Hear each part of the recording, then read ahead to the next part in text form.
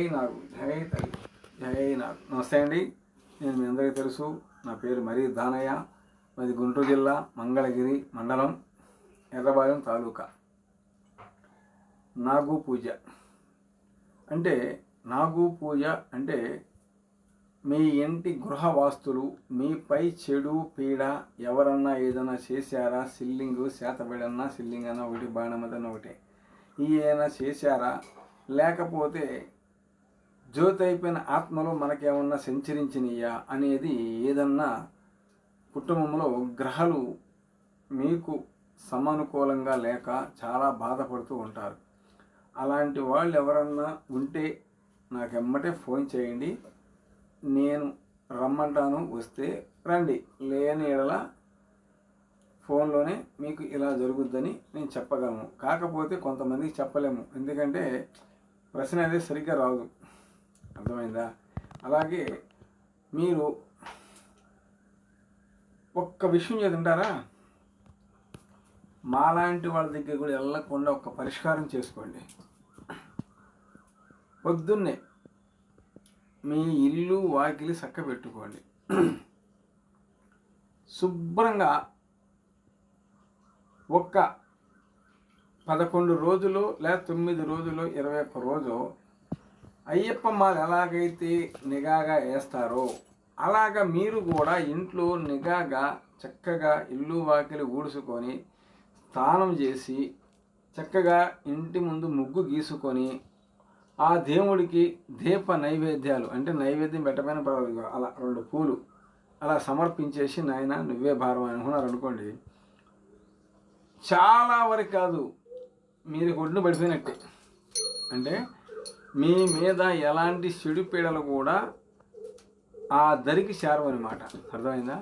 అలాగే మీకు ఇలా బాగోవటం లేదండి, ఇంకెందుకు ఆ గోమతి చక్రాలు పెట్టుకోండి, ఇంటికి గుమ్మడికాయ కట్టుకోండి, అసలు ఆ ఇల్లు మారిపోండి అంటూ ఉంటారు. ఒక ఇంట్లోకి వెళ్ళాక వాళ్ళు కలిసి వస్తే వాళ్ళు కలిసి రాదంటే దానికి మీ మీద ఉన్న గ్రహపోవడమే ఉండాలి, ఆ ఇంట్లో ఉన్న దరిద్ర దేవతనే ఉండాలి. అలాగే ప్రతి ఒక్కరు ఏదో అనుమానం ఉంటే నాకు ఫోన్ చేయండి.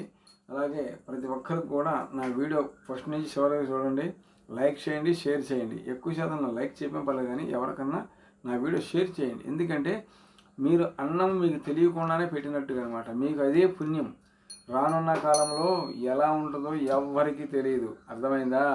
రాను కూడా విషమయం రోజులు వస్తున్నాయి, ఎలా మరణిస్తారో కూడా తెలియదు. అలాంటి చండాలపైన రోజులు స్టార్ట్ అయినాయి, ఆ గడియలు కూడా స్టార్ట్ అవుతున్నాయి, చూడండి. అలాగే యూట్యూబ్ ఛానల్ నా ధన్యవాదాలండి. అలాగే ప్రతి ఒక్కరు మీరు నా వీడియో చూడండి, షేర్ చేయండి. జై నాగు.